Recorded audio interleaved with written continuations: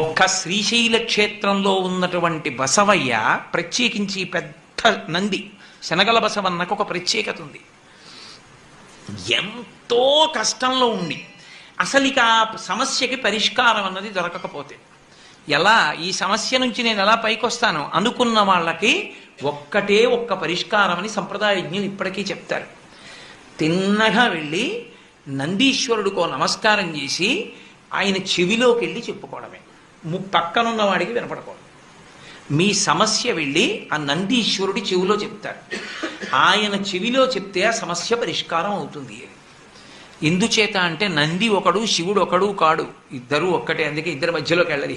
ఆయన శివానుగ్రహాన్ని వర్షించి ఎంతటి సమస్యకి పరిష్కారం చెప్తాడు. చెవిలో చెప్తే సమస్యలు పరిష్కరించే నందిగా వెలిచిన క్షేత్రం శ్రీశైల క్షేత్రం ఒక్కటి.